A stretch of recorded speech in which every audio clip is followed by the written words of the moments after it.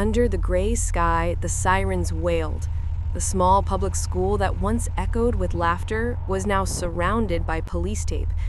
Inside, on the cold, tiled floor, lay a 15-year-old girl, unconscious, bruised, her hair tangled with blood.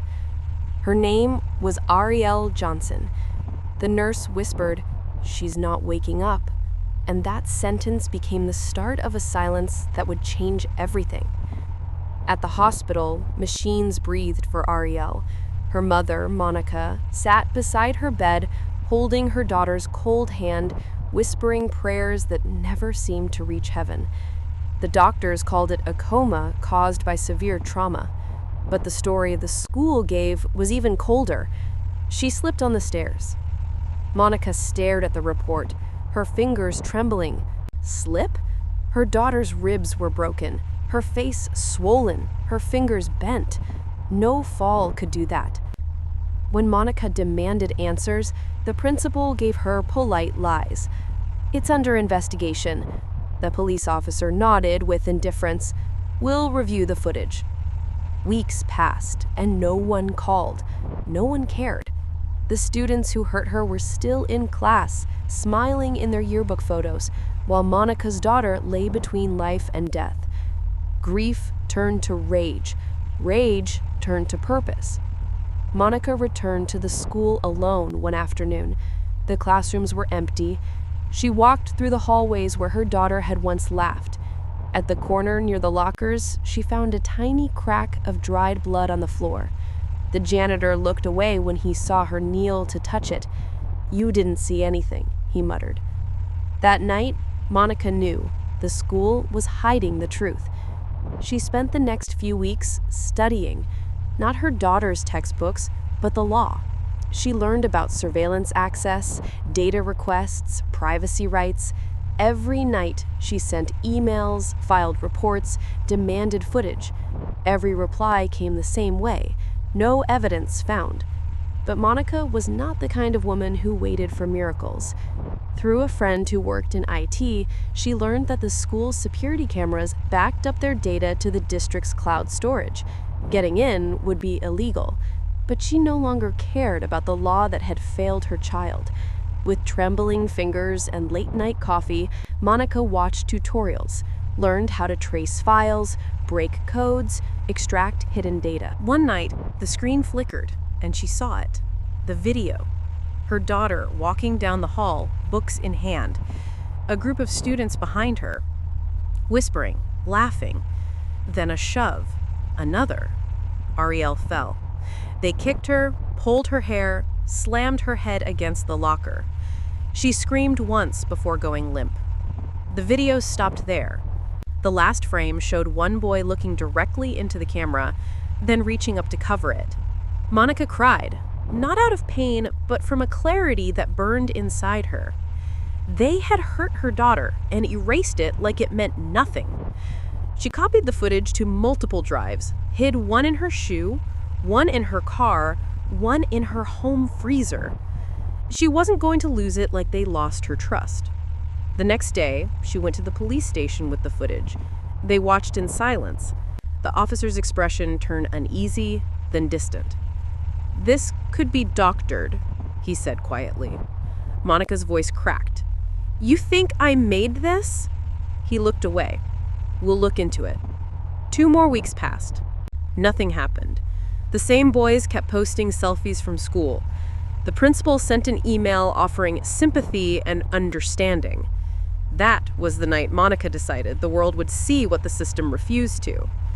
She uploaded the footage to a small online forum for parents, adding only one line. "This is what they did to my daughter." Within hours, it spread.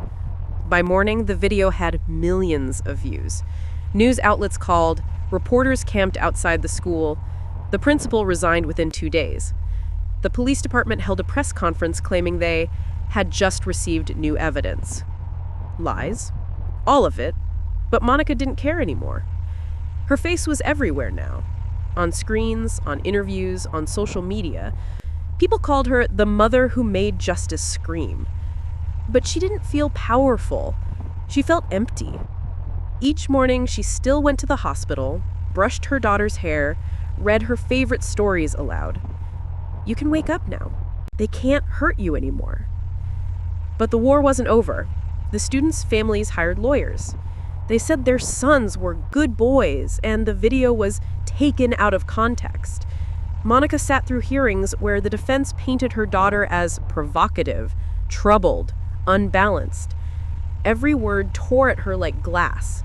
She wanted to scream, but she remembered her daughter's soft voice saying once, "Mom, don't let them see you cry."